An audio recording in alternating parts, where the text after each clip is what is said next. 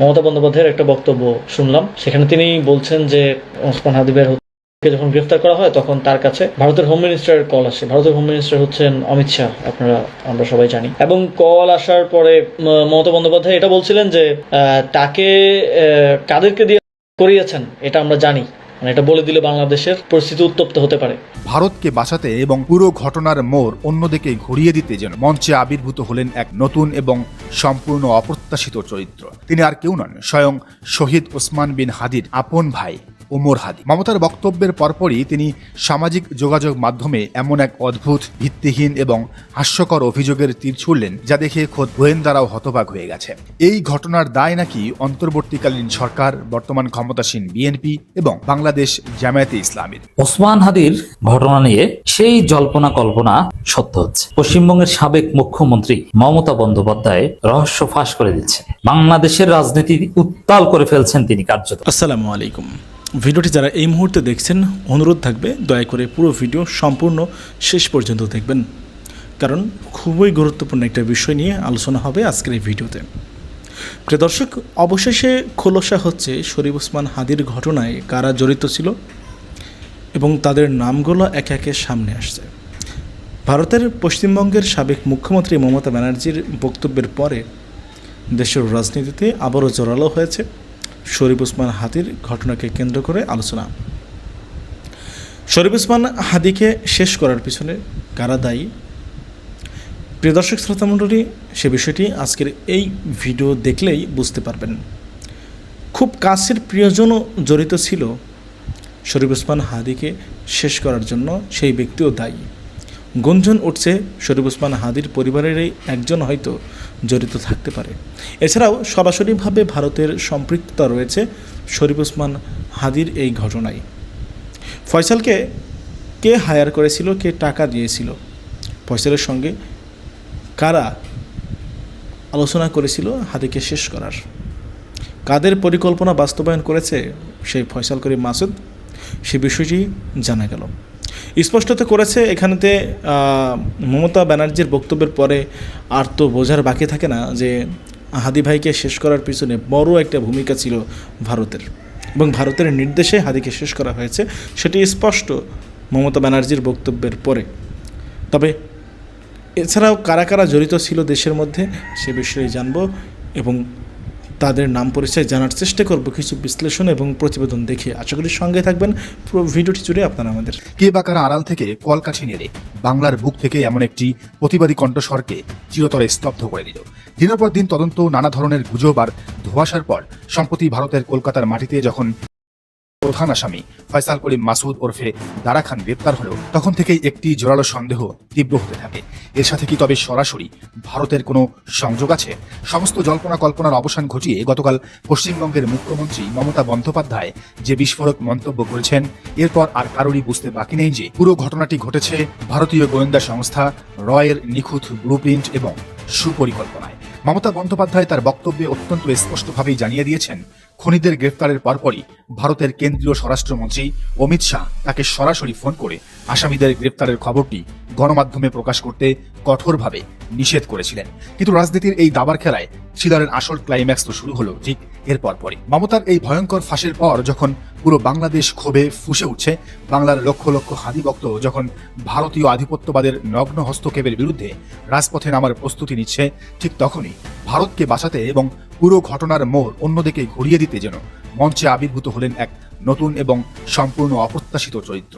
তিনি আর কেউ নন, স্বয়ং শহীদ ওসমান বিন হাদির আপন ভাই ওমর হাদি।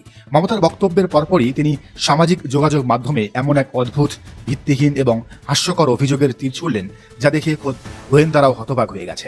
এই ঘটনার দায় নাকি অন্তর্বর্তীকালীন সরকার, বর্তমান ক্ষমতাসীন বিএনপি এবং বাংলাদেশ জামায়াতে ইসলামীর। তার এই উদ্ভট দাবি অনুযায়ী জামায়াত আমিরের একজন ব্যক্তিগত সহকারী পিএস এই ঘটনার প্রেক্ষাপট তৈরি করেছেন। এরপর ডক্টর ইউনূসের অন্তর্বর্তীকালীন সরকারের কয়েকজন উপদেষ্টা এবং বিএনপির কয়েকজন এমপি এবং মন্ত্রী মিলে এই ঘটনার মূল পরিকল্পনা সাজিয়েছেন। আর সবশেষে আওয়ামী লীগের একজন ক্যাডার সেটি বাস্তবে রূপ দিয়েছেন। কিন্তু এই দাবি কি আদৌ ধোপে টেকে? একবার ঠান্ডা মাথায় এবং যুক্তির নিরিখে চিন্তা করে দেখুন, একটি হাই প্রোফাইল পলিটিক্যাল অ্যাসাসিনেশন বা রাজনৈতিক ব্লুপ্রিন্ট কখনো কোনো ওপেন সোর্স সমবায় সমিতির মতো হতে পারে? দেশের প্রধান তিনটি ভিন্ন মতাদর্শের রাজনৈতিক দল এবং খোদ অন্তর্বর্তীকালীন সরকার মিলে প্রকাশ্যে কোনো ছাত্রনেতাকে খুনের পরিকল্পনা করতে পারে? গোয়েন্দা বিজ্ঞানের সাধারণ সূত্রই বলে এই ধরনের স্পর্শকাতর এবং হাই প্রোফাইল ঘটনায় এতগুলো দলের এত নেতা কখনোই একসঙ্গে জড়িত থাকতে পারে না। যদি এতগুলো মানুষ এর সাথে যুক্ত থাকতো তবে এই গোপন মিশন অনেক আগেই কোনো না কোনোভাবে ফাঁস হয়ে যেত। এই ধরনের নিখুঁত সিক্রেট কিলিংয়ে খুবই অল্প সংখ্যক অত্যন্ত উচ্চপদস্থ এবং ক্ষমতার কেন্দ্রে থাকা ব্যক্তিরা জড়িত থাকেন, যাদের নাম প্রকাশ্যে এলে রাষ্ট্রের ভিত কেঁপে ওঠে। ঠিক যেমনটা মমতা বন্দ্যোপাধ্যায় ইঙ্গিত করেছেন এবং সরাসরি অমিত শাহের নাম উচ্চারণ করে বুঝিয়েছেন যে এই ঘটনার শেকড় কতটা গভীরে। সুতরাং এই ঘটনা যে ভারতীয় গোয়েন্দা সংস্থা রয়ের মাস্টার প্ল্যান তা আগে মানুষের মনে প্রবল বিশ্বাস হিসেবে থাকলেও এখন তার শতভাগ পাকাপোক্ত হয়েছে। এবার আসা যাক এই রাজনৈতিক থ্রিলারের সবচেয়ে অন্ধকার এবং লোমহর্ষক অধ্যায়। ওসমান হাদির ভাইয়ের এমন অস্বাভাবিক এবং বিকারগ্রস্ত আচরণের পর সাধারণ মানুষ এবং বিশ্লেষকদের মনে একটি ভয়ঙ্কর সন্দেহ দানা বাঁধতে শুরু করেছে। ওমর হাদি কি নিজেই নিজের ভাইয়ের সরাসরি জড়িত? চলুন কিছু পেছনের ঘটনা মিলিয়ে দেখা যাক। যেদিন ওসমান হাদিকে ব্যস্ত রাস্তায় সেদিন সেই রিকশায় হাদির ঠিক পাশেই বসেছিলেন ওমর হাদি। ভাই পরিচয়ের বাইরেও তিনি ছিলেন হাদির ঘনিষ্ঠ সহযোগী। ঘাতকরা যখন নিখুঁত নিশানায় হাদিকে তখন একদম পাশে বসে থাকা ওমর রইলেন সম্পূর্ণ অক্ষত, তার গায়ে একটি আঁচড়ও লাগলো না। এখন সবচেয়ে বড় প্রশ্ন উঠেছে, হাদির একদম নিখুঁত রিয়েল টাইম লোকেশন কি এই ওমর হাদি সরবরাহ করেছিলেন? তার দেওয়া সিগন্যাল পেয়েই কি ঘাতকরা ট্রিগার চেপেছিল? ভাইয়ের এমন মর্মান্তিক মৃত্যুর পর যেখানে যে কোনো সাধারণ মানুষের শোকে পাথর হয়ে যাওয়ার কথা, সেখানে ওমরের প্রাপ্তি যোগ দেখলে যে কারো চোখ কপালে উঠতে বাধ্য। পর তার স্ত্রী সন্তান যখন বিচার চেয়ে দাঁড়ে দাঁড়ে ঘুরছেন, বুক চাপড়ে কাঁদছেন, তখন এই ওমর হাদি রহস্যজনকভাবে একটি বিদেশি দূতাবাসে অর্থাৎ ব্রিটিশ এম্বাসিতে অত্যন্ত উচ্চ বেতনের লোভনীয় চাকরি পেয়ে যান। শুধু কি তাই, সরকার থেকে তিনি নিয়েছেন ফ্ল্যাট এবং ব্যবসায়ী সুবিধাও। দেশে যখন তার ভাই বিচার প্রক্রিয়া চলমান, তখন মামলার একজন প্রধান সাক্ষী এবং নিহত ব্যক্তির ভাই হিসেবে তার তো দেশেই থাকার কথা, অথচ তিনি অত্যন্ত সুকৌশলে এই বিদেশি চাকরিকে নিয়ে নীরবে দৃশ্যপট থেকে সরে গেছেন। ওমর হাদির চারিত্রিক স্থান নিয়ে তার পরিবারের ভেতরেই রয়েছে চরম ক্ষোভ এবং ঘৃণা। ছোটবেলা থেকেই লোভী, অসৎ এবং মিথ্যুক হিসেবে পরিচিত ওমর যে ভাইয়ের রক্তের বিনিময়ে নিজের আখের গুছিয়ে নেবেন তা হয়তো অনেকেই আগে থেকে আঁচ করতে পেরেছে। সবচেয়ে বড় এবং গুরুতর অভিযোগটি করেছেন স্বয়ং শহীদ হাদির স্ত্রী শম্পা। সামাজিক যোগাযোগ মাধ্যমে তিনি বহুবার সরাসরি ওমরের বিরুদ্ধে মুখ খুলেছেন। তিনি দেশবাসীকে জানিয়েছেন ওমর হাদি তার ভাইয়ের পথে সাহায্য করা তো দূরে থাক, বরং তিনি সবচেয়ে বড় বাধা হয়ে দাঁড়িয়েছেন। শুধু তাই নয়, বিদেশি নতুন চাকরিতে ঢোকার পরপরই ওমর তার নিজের ভাইয়ের এতিম সন্তান ফিরনাস এবং হাদির সম্মানিতা সহধর্মিণীকে নিয়ে প্রকাশ্যে অত্যন্ত কুরুচিপূর্ণ এবং আপত্তিকর মন্তব্য করেছিলেন। যে ব্যক্তি নিজের ভাইয়ের সদ্য বিধবা স্ত্রী এবং পিতৃহারা এতিম সন্তানকে নিয়ে এমন নোংরা এবং জঘন্য কথা বলতে পারে, তার কাছে ভাইয়ের রক্তের কি আদৌ দাম আছে? তার এই আচরণগুলোই প্রমাণ করে যে তিনি মানসিকভাবে কতটা বিকারগ্রস্ত এবং এই ঘটনার পেছনের আসল সত্যটি ধামাচাপা দিতে তিনি কতটা মরিয়া। আজকের এই দিনে যখন মমতা বন্দ্যোপাধ্যায়ের একটি বক্তব্যে পুরো দেশ এবং আন্তর্জাতিক মহল উত্তাল, যখন ভারত এবং মোদী, অমিত শাহ, শুভেন্দু প্রশাসনের নগ্ন আগ্রাসন দিনের আলোর মতো পরিষ্কার হয়ে গেছে, ঠিক তখনই ওমর হাদি দুটি অশ্বডিম্ব স্ট্যাটাস প্রসব করে ভারতের দিক থেকেও মানুষের মনোযোগ ঘোরানোর এই যে নির্লজ্জ এবং ব্যর্থ চেষ্টা করলেন, তা তার নিজের দিকেই চরম বুমেরাং হয়ে ফিরছে। সত্য কখনো চিরকাল ধামাচাপা দিয়ে রাখা যায় না। নিজের ভাইয়ের লাশের উপর পাড়া দিয়ে বিদেশে চাকরি, কোটি কোটি টাকার বিলাসবহুল ফ্ল্যাট আর ব্যবসার যে সাম্রাজ্য তিনি গড়তে চাইছেন, তা যে অচিরেই বালুর বাঁধের মতো ভেঙে পড়বে, সেটা হয়তো ক্ষমতার মোহে অন্ধ ওমর হাদি এখনো বুঝতে পারছে না। শহীদ ওসমান হাদি হয়তো তার জীবনের শেষ মুহূর্ত পর্যন্ত জানতেন না বাইরের শত্রুর চেয়ে ঘরের ভেতরের শত্রু কতটা ভয়ঙ্কর এবং নিষ্ঠুর হতে পারে। তবে দেশের মানুষ এখন আগের চেয়ে অনেক বেশি সচেতন। তারা খুব ভালো করেই বুঝতে পারছে ভারতীয় গোয়েন্দা সংস্থা রয়ের মাস্টার প্ল্যানকে ধামাচাপা দিতে এবং ভারতের দালালদের বাঁচাতে কে বা কারা এখন মরিয়া হয়ে শেষ রক্ষা কবচ হিসেবে মাঠে নেমেছে। দর্শক, এই বিষয়টিকে আপনি কিভাবে দেখছেন? যার মন্তব্যের ঘরে ওসমান হাদির ঘটনা নিয়ে সেই জল্পনা কল্পনা সত্য হচ্ছে। দর্শক, পশ্চিমবঙ্গের সাবেক মুখ্যমন্ত্রী মমতা বন্দ্যোপাধ্যায় রহস্য ফাঁস করে দিচ্ছেন। বাংলাদেশের রাজনীতি উত্তাল করে ফেলছেন তিনি কার্যত, এবং এটা নিয়ে তোলপাড় শুরু হয়ে যাবে। দর্শক, আপনারা অলরেডি শুনেছেন বাংলাদেশের রাজনীতিতে এখন সবচেয়ে আলোচ্য বিষয় এটা। অমিত শাহের উদ্দেশ্যে মমতা বন্দ্যোপাধ্যায় বলেছেন, ওসমান হাদিকে কাকে দিয়ে সব জানি বললে বাংলাদেশ উত্তাল হবে। আমরা আগে থেকেই বলেছিলাম এটাই জল্পনা কল্পনা।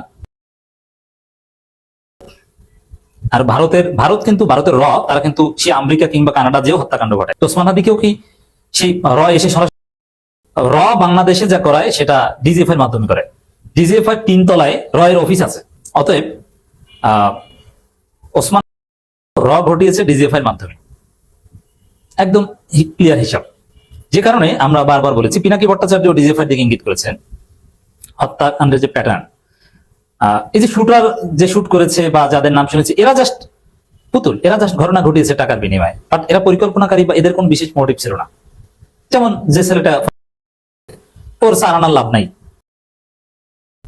ওর লাভ হচ্ছে ও কিছু টাকা পাবে, কিন্তু ওর কোনো ভীষণ মিশন বা পলিটিক্যাল কোনো লাভ ছিল না। ওসমান হাদি ছিলেন ভারতের আধিপত্যবাদের বিরুদ্ধে বাংলাদেশের আইকনিক ফিগার হয়েছে। ভারত ওসমান হাদিকে অনেক উদ্দেশ্য হাসিল করার চেষ্টা করেছে। তা ভারত ডিজিএফআই এর মাধ্যমে, আর ভারত এই কাজ বাংলাদেশের ডিজিএফআই এর মাধ্যমে যদি কোনো কাজ করায়, এনারা কোনোদিন উদ্ঘাটিত হয় না, কোনোদিন হয় না। যেমন সাগর, এটা এমন শক্তি ঘটিয়েছে যে কোনোদিন বাংলাদেশে কোনো সরকার পারবে না, বিএনপি সরকারও পারবে না, ইউনূস সরকারও পারেনি, আওয়ামী লীগ তো পারেনি। অবশ্য বাংলাদেশে যদি আরেকটা বিপ্লব হয়ে ইন্ডিয়ান হেজিমনি একদম শূন্যের কোঠায় নেমে যায়, কোনোদিন কেউ ডিজিএফআই একদম বিলুপ্ত করে দিতে পারে, তখন হয়তো আপনারা দেখতে পারেন যে হয়েছে বা প্রকৃত পরিকল্পনাকারী এটা জাতি জানতে পারবে। কিন্তু জানতে পারলেও তাদেরকে বিচারের আওতায় আনা ইটস ভেরি ইম্পসিবল। সর্বোচ্চ ডিজিএফআই কয়েকজনকে আপনি জেলে ঢুকাতে পারবেন বা ফাঁসি দিতে পারবেন। গুম খুনে জড়িত থাকার অভিযোগে ডিজিএফআই সাবেক কয়েকজন ডিজি এখন জেলে আছে না, এরকম পারবেন। কিন্তু একদম মূল পরিকল্পনাকারী তো ভারত। সে ভারতের মোদির বিরুদ্ধে কি আপনি ইন্টারন্যাশনাল কোর্টে মামলা করতে পারবেন? না, তা পারবেন না। আর মনে রাখতে হবে যে এটা সাউথ ব্লকের পার্ট। সাউথ ব্লক, এটা যারা বোঝেন যে সাউথ ব্লকে ফরেন মিনিস্ট্রি আছে এবং প্রাইম মিনিস্টারের ব্যক্তিগত কার্যালয়, এগুলো সরাসরি মোদির, মানে রয়ের প্রধান কিন্তু মোদি, রিপোর্ট করতে, রয়ের রিপোর্টিং বস হচ্ছে Modi, that means prime minister. বাংলাদেশে যেরকম ডিজিএফআই রিপোর্টিং বস হচ্ছেন prime minister, DGFI not under সেনাবাহিনী, DGFI is under prime minister. যার ফলে এই ডিজিএফআই কোনো ঘটনা ঘটালে এর কোনো কিনারা উদ্ঘাটন কেউ করতে পারবে না। It's very simple. এই ডিজিএফআই কিন্তু ক্রিয়েট করা হয়েছিল রকে কাউন্টার করার জন্য। জিয়াউর রহমান, শহীদ প্রেসিডেন্ট জিয়াউর রহমান বাংলাদেশের সার্বভৌমত্ব রক্ষার জন্য, রয়ের ষড়যন্ত্র রুখে দেওয়ার জন্য একটা কাউন্টার ইন্টেলিজেন্স দরকার ছিল, যার ফলে ডিজিএফআই প্রতিষ্ঠা করেছেন। কিন্তু কালের বিবর্তনে সেই ডিজিএফআই রয়ের দালাল হয়ে গেছে, এটা হাসিনা বানিয়েছে। কিন্তু ডিজিএফআই প্রতিষ্ঠার উদ্দেশ্য, মোটিভ, এটা অত্যন্ত ভালো ছিল।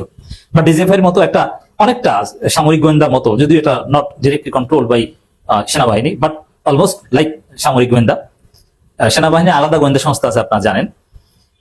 তো এটা সেনাবাহিনীর লোকজনই চালায়, বাট রিপোর্টিং বস বা এটা আন্ডার, এবং কচুখাত তো ইসের মধ্যেই, ক্যান্টনমেন্টের মধ্যেই, বাট প্রাইম মিনিস্টার আন্ডার, প্রধানমন্ত্রী কার্যালয়ের আন্ডারে। এমনকি এনএসএ, ওটাও প্রাইম মিনিস্টার কার্যালয়ের অধীনে। তো এখানে এটা কোনো কুলকিনারা পাওয়া যাবে না।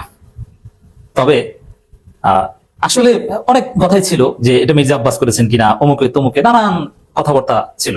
কিন্তু ঘটনা ঘটার কয়েকদিন পরে আমরা স্পষ্ট করে বলেছিলাম এটা ভারত ঘটিয়েছে। এমনকি কিন্তু ভারতের বিরুদ্ধে স্লোগান হয়েছে, ভারতপন্থী পত্রিকা অফিসে হামলা হয়েছে, প্রথম আলো ডেইলি স্টারে হামলা হয়েছে।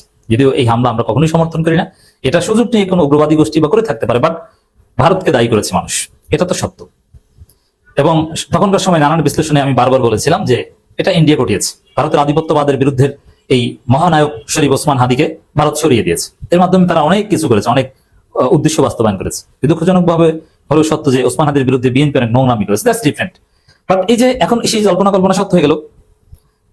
অমিত শাহের উদ্দেশ্যে মমতা দিদি স্পষ্ট বলেছেন যে হাদিকে কাকে দিয়ে সব জানি বললে বাংলাদেশ উত্তাল হবে। হিসাব মিলে যাচ্ছে। সেই ফয়সাল, কিছুদিন আগে শুনেছিলাম যে ফয়সাল গ্রেপ্তার হয়েছে পশ্চিমবঙ্গে, ভালো কথা। কিন্তু সেই ফয়সালকে জিজ্ঞাসাবাদের জন্য কনসুলেট অ্যাক্সেস চেয়েছিল, বাংলাদেশ পেয়েছে। বা ফয়সালকে নাকি বাংলাদেশ ফিরিয়ে আনবে, কবে ফিরিয়ে আনবে, কই এখন তার কোনো নাম গন্ধ শুনি না।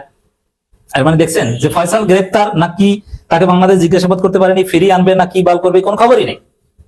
মানে এগুলো কারো হাতে না, কাকে ধরছে কাকে দিবে বাংলাদেশে, এগুলো কারো হাতে না। এগুলো ভারত যা করবে, এটা এখানে বাংলাদেশে বিএনপি সরকারের কোনো ভূমিকা নেই, এটা ভারত করিয়েছে। এই জন্য আওয়ামী লীগ এটা সেলিব্রেট করেছে। এরপরে মমতা বন্দ্যোপাধ্যায় এটা সে সব জানে। এখন জেনে থাকলে তিনি বলতে বাধ্য, তার মানে সামনে ঘটনা ফাঁস হবে, কারণ বাংলাদেশে এরকম একটা ঘটনা ঘটেছে, আপনি কেন বলবেন না? আর তিনি সরাসরি না বললেও তার মুখ থেকে সাংবাদিকরা নানানভাবে এটা বের করার চেষ্টা করবে। এবং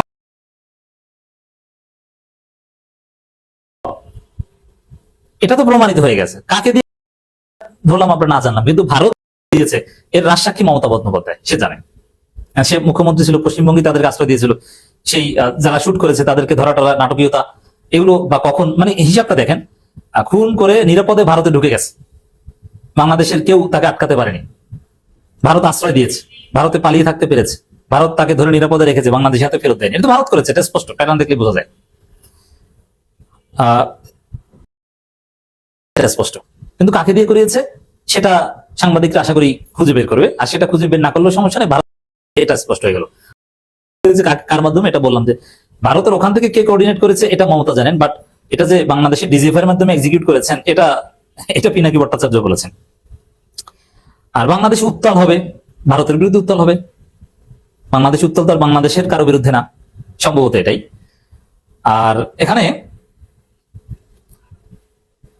সাংবাদিকরা এটা খুঁজে বের করবে বাকি রহস্য। তবে এখানে আরেকটা মোটিভ থাকতে পারে, ভারতের কাউকে ওইভাবে বিশ্বাস করা যায় না, যদিও মমতা অলওয়েজ প্রো মুসলিম পলিটিক্স করে আসছে, গণতান্ত্রিক রাজনীতি করে আসছে। এখানে যে মমতা কারো একজনের নাম বললো বাংলাদেশের, তারপরে এটা নিয়ে বাংলাদেশের রাজনৈতিক দলগুলোর মধ্যে একটা মারাত্মক বিভেদ তৈরি হলো, এরকম একটা ষড়যন্ত্রের সম্ভাবনা একদম উড়িয়ে দেওয়া যায় না, এই ব্যাপারে সতর্ক থাকতে হবে। এই ঘটনার সবগুলো পার্সপেক্টিভই আমরা এখানে আলোচনায় আনলাম। মমতা বন্দ্যোপাধ্যায় ক্ষমতা ছাড়বার প্রায় 1 মাস পর একটি বিশাল রাজনৈতিক সমাবেশে বক্তব্য রাখছিলেন আজ কলকাতার ধর্মতলায়। তো সেখানে তিনি বাংলাদেশে সংগঠিত একটি বড় হত্যাকে কিছু তাৎপর্যপূর্ণ মন্তব্য করেন। আসলে তিনি সেই বিষয়ে ভারতের সংশ্লিষ্টতা, ভারত সরকারের সংশ্লিষ্টতা বিষয়ে একটি হাটে ভেঙে দেন বলতে গেলে। প্রিয় দর্শক শ্রোতা, মমতা বন্দ্যোপাধ্যায় যখন কথা বলছিলেন তখন তিনি তার নাম উল্লেখ করেননি, কিন্তু তার বক্তব্য থেকে পরিষ্কার বোঝা গেছে, দিবালোকের মতোই স্বচ্ছ ছিল বিষয়টি, যে তিনি ইঙ্গিত করছিলেন শহীদ ওসমান হাদি সম্পর্কে, এবং সেখানে ভারত সরকারের সংশ্লিষ্টতা নিয়ে তিনি কথা বলেছেন, যা দস্তুর মতো চাঞ্চল্যকর এবং নড়ে চড়ে বসবার মতো বিষয়।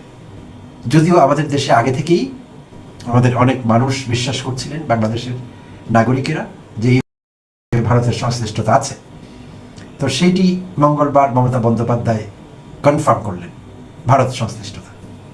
তো তিনি যা বলছিলেন তার বক্তব্য যদি হুবহু আমরা শুনতে চাই, তিনি বলছিলেন কাকে দিয়েছিলেন, কার কার নাম বেরিয়েছিল, আজ গভর্নমেন্ট চেঞ্জ হয়েছে, আমি তো সবটাই জানি। আমার হৃদয়টাই একটা কথার ভান্ডার, তথ্য ভান্ডার, সত্য ভান্ডার। তিনি আরো বলেছেন, ভারতের কেন্দ্রীয় স্বরাষ্ট্রমন্ত্রী অমিত শাহ সেই সময়ে, প্রিয় দর্শক শ্রোতা, এটি গত বছরের ডিসেম্বরের কথা, 2025-এ, ভারতের কেন্দ্রীয় স্বরাষ্ট্রমন্ত্রী অমিত শাহ তাকে নিজে ফোন করে বলেছিলেন যে আপনার বেঙ্গল পুলিশকে বলুন ঘটনাটি যাতে বাইরে না আসে, কারণ ওসমান হাদিকে পরপর, প্রিয় দর্শক শ্রোতা, নিশ্চয়ই আমাদের মনে আছে, ঢাকার পল্টনের কালবার্ট রোড এলাকায় ওসমান হাদি যখন একটি 3 হুইলারে করে যাচ্ছিলেন, তাকে খুব কাছ থেকে দুজন মোটরসাইকেল আরোহী আর গুলি করেই তারা ভারতে পালিয়ে যান। আর সেই 2 আরোহী ছিলেন শুটার ফয়সাল করিম মাসুদ এবং তার সহযোগী আলমগীর হোসেন। তারা ওখান থেকে সরাসরি মেঘালয়ের বর্ডার দিয়ে ভারতে ঢুকে পড়েন। সেটি কিন্তু আমাদের গোয়েন্দারাও সেই সময় বলেছিলেন। দেশের অনেক মানুষ তখন মানতে রাজি হননি। তারা বলছিলেন অন্তর্বর্তীকালীন সরকার বিষয়টিকে ধামাচাপা দেবার জন্যে বা আপাতত গণরোষ থেকে পরিস্থিতি বাঁচাবার জন্যে সরকারি গল্পটি বানিয়েছে, যে তারা মেঘালয় দিয়ে ভারতে ঢুকে পড়েছে। তো মমতা বন্দ্যোপাধ্যায় সেটি কনফার্ম করলেন যে তারা মেঘালয় দিয়ে ভারতে ঢুকে পড়েছে, এবং এই সত্যটি গোপন করবার জন্যে, প্রকাশ না করবার জন্যে অমিত শাহ নিজে তাকে ফোন করেছে এবং বলেছেন এটি দেশের ব্যাপার, আপনার বেঙ্গল পুলিশকে বলুন চেপে যেতে বিষয়টি। তো প্রিয় দর্শক শ্রোতা, আমাদের গোয়েন্দাদের যে আশঙ্কা ছিল বা সন্দেহ ছিল সেটি সত্য হয়েছে। মমতাও সে কথাই বললেন যে মেঘালয় দিয়েই তারা ভারতে ঢুকেছে। তো তিনি আরও কিছু কথা বলেন। তিনি বলেন 3 মাসের মাথায় দুজনকে পশ্চিমবঙ্গ থেকে গ্রেপ্তার করে police, STF, special task force Kolkata. Faisal Karim Masud এবং আলমগীর হোসেন ভারতে পালিয়ে যাওয়ার পর এতদিন তো বলিনি, অত্যাচারের মাত্রা সীমা ছাড়িয়ে গেছে। তো মমতা বন্দ্যোপাধ্যায় তার দল তৃণমূল কংগ্রেসের উপর এখন মৌলবাদী হিন্দু জাতীয়তাবাদী ধর্মান্ধ দল বিজেপি এখন যে অত্যাচার নির্যাতন করছে পশ্চিমবঙ্গে, প্রিয় দর্শক শ্রোতা, সেগুলো তো আমরা জানি। তো সেই প্রেক্ষিতে বলছিলেন যে নির্যাতনের মাত্রা বেড়ে গেছে, আমি এখন আর চুপ থাকবো না। তাই তিনি মুখ খুললেন বিজেপি সরকারের বিরুদ্ধে এবং বিশেষভাবে স্বরাষ্ট্রমন্ত্রী অমিত শাহের বক্তব্য নিয়ে তিনি কথা বললেন। এবং তিনি বললেন, এখনো নাম বলছি না ভদ্রতা করে, বাংলাদেশের মানুষ উত্তাল হয়ে যাবে, আমি চাই না। প্রিয় দর্শক শ্রোতা, তিনি ইঙ্গিত করেছেন কিন্তু সুস্পষ্ট তথ্য দেননি। বাট এইটুকু বক্তব্য থেকে এই কথা সুস্পষ্ট হয়ে উঠেছে যে শরীফ ওসমান হাদি ভারতের রাষ্ট্রীয় সংশ্লিষ্টতা রয়েছে, না হলে এমন একজন গুরুত্বপূর্ণ ব্যক্তি। এইটি তৃণমূল কংগ্রেসের জাস্ট অন্য কোনো ওয়ার্ড সেক্রেটারি কিংবা এরকম কেউ না, খোদ মুখ্যমন্ত্রী, যিনি সদ্য সাবেক দাপটি মুখ্যমন্ত্রী। সেই মুখ্যমন্ত্রী যখন বলেন কাকে দিয়ে গুলি করানো হয়েছিল, কে হুকুম দিয়েছে, সব জানি, নাম জানি, তখন আমাদের আর কিছুই সন্দেহ থাকে না, বুঝতে বাকি থাকে না যে তিনি সত্যি বলছেন যা বলছেন। এবং আমাদের দেশের কোটি কোটি মানুষ যেই সত্যি নিজেরাই বিশ্বাস করতে শুরু করেছিলেন যে ওসমান হাদিকে প্রাণ দিতে হয়েছে ভারতীয় ষড়যন্ত্রের কারণে এবং ভারত সরকারের, বিজেপি সরকারের সরাসরি সংশ্লিষ্টতা আছে, তারা ভুল ভাবেননি, তারা ঠিকই ভেবেছিলেন। কারণ ওসমান হাদি ছিলেন ভারতীয় আধিপত্যবাদ বিরোধী একটি প্রধান শক্তি বাংলাদেশে। তিনি আসলে একা হয়েও ছিলেন মিলিয়ন ম্যান আর্মি। হ্যাঁ, ওসমান হাদির মতো লোকেরা একজনই মিলিয়ন। আসলে হাদি ঠিক তাই ছিলেন।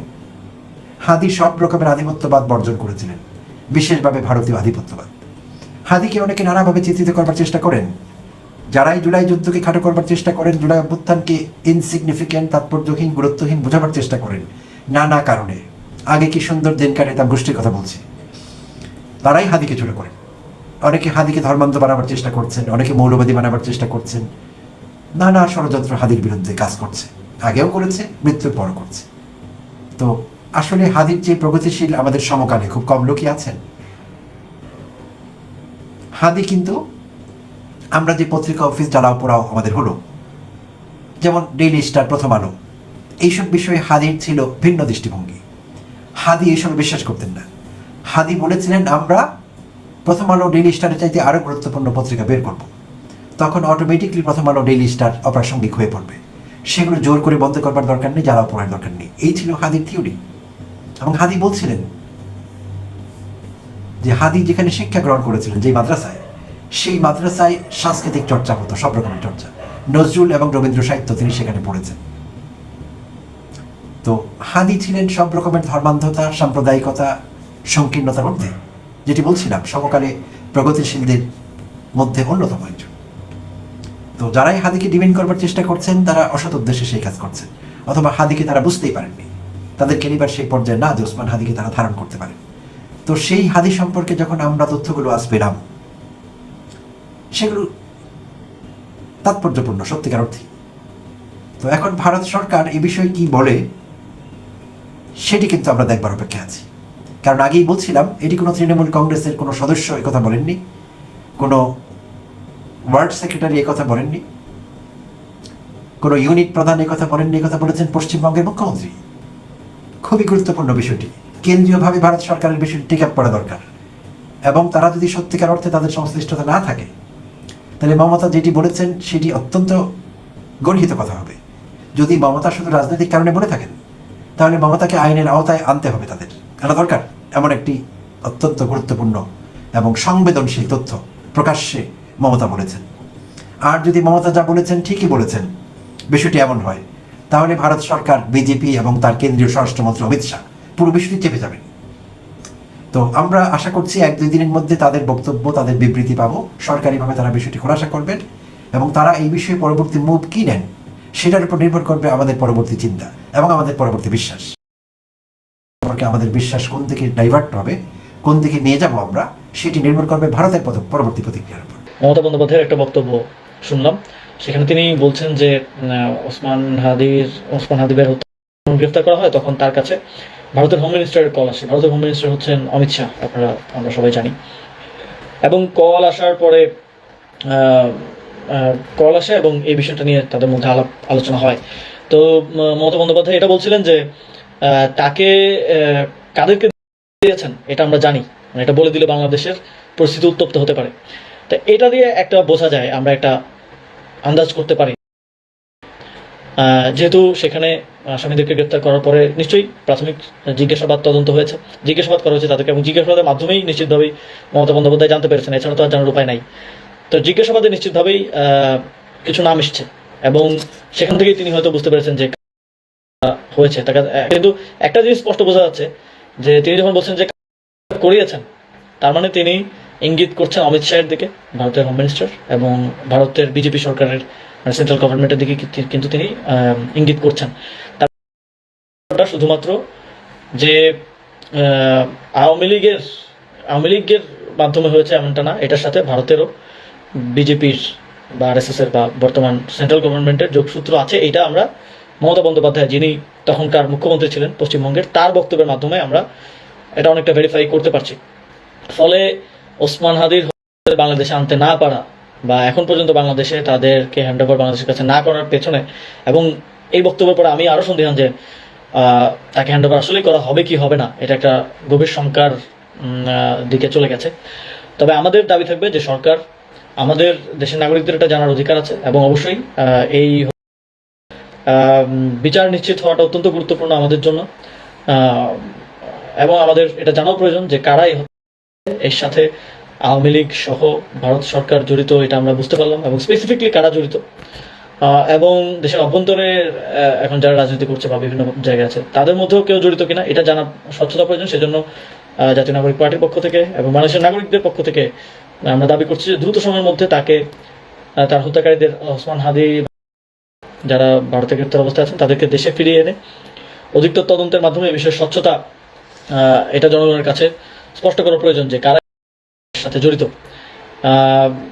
আমি পরবর্তীতে হত্যাকাণ্ডের পরবর্তীতে আমার কয়েকজন শুভাকাঙ্ক্ষী বলছিলেন যে সোশ্যাল মিডিয়ার মাধ্যমে আমি দেখেছি ছিলেন, তিনি আমাকেও ইনস্টাগ্রামে ফলো করতেন। তো আমি একটা ট্রেন্ড, যেহেতু এখন আমরা বুঝতে পারলাম যে এটাতে আওয়ামী লীগের পাশাপাশি ভারত সরকারেরও, বিজেপি সরকারেরও একটা জড়িত থাকার বিষয়ে আমরা একজন সদ্য সাবেক মুখ্যমন্ত্রীর থেকে শুনলাম। তো এটা অবশ্যই এটা আমাদের কগনিজেন্সে নেওয়ার মতো, অ্যাকনোলেজ করার মতো একটা গুরুত্বপূর্ণ বিষয়। এটা তো যে সে কেউ বলে নাই, এটা বলছে পশ্চিমবঙ্গেরই মুখ্যমন্ত্রী, সাবেক মুখ্যমন্ত্রী, যার ফলে এটা আমাদের জন্য জানা গুরুত্বপূর্ণ, এবং আমাদের জন্য এই আধিপত্যবাদ বিরোধী রাজনীতিটা খুব প্রাসঙ্গিক হয়ে উঠছে। আমরা মোদী বিরোধী আন্দোলন পরবর্তীতে এবং আবরার ফাহাদকে নিয়ে। প্রিয় দর্শক শ্রোতামণ্ডলী, আপনারা দেখতে পারলেন ব্যক্তিগত মতামত অবশ্যই কমেন্ট করে জানাবেন আপনাদের মনোভাব এবং প্রতিক্রিয়াটা, আপনারা কি বলতে চান। শরীফ ওসমান হাদি ভাই লড়াকু সৈনিক ছিলেন, রাজপথের লড়াকু যোদ্ধা ছিলেন তিনি। আমাদের গণতন্ত্র পুনরুদ্ধারে বড় একটা ভূমিকা ছিল তার। সার্বভৌমত্ব রক্ষায় সে কখনো পিছপা হয়নি, তাকে শেষ করে দেওয়া হয়েছে। তার মতো একজন দেশপ্রেমিক লড়াকু যোদ্ধা, ইনসাফ প্রতিষ্ঠা সংগ্রামের লড়াকু এক যোদ্ধা, তাকে যেভাবে শেষ করে দেওয়া হলো অকারে, এর সঙ্গে যারা জড়িত অবশ্যই আমরা তাদের বিচারের আওতায় আনব।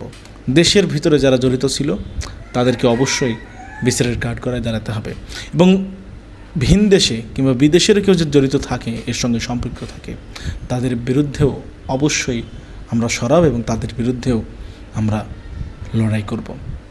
প্রিয় দর্শক শ্রোতা মণ্ডলী, আপনারা জানাবেন আপনাদের ব্যক্তিগত অভিব্যক্তি এবং প্রতিক্রিয়াটা কী থাকবে। মমতা ব্যানার্জির বক্তব্য আশা করি আপনারা সকলেই শুনেছেন। আমি আর কথা বাড়াতে চাই না, নতুন করে কিছু বলতে চাই না। জানাবেন আপনাদের কি মনে হয়, ভারতের কোন মহল জড়িত থাকতে পারে এর সঙ্গে। আজকের মতো এই পর্যন্তই বিদায় নিচ্ছি প্রিয় দর্শক, দেখা হবে আরও অন্য কোনো একটা ভিডিওতে। আল্লাহ হাফিজ। আসসালামু আলাইকুম রহমতুল্লাহি ওয়া বারাকাতুহু।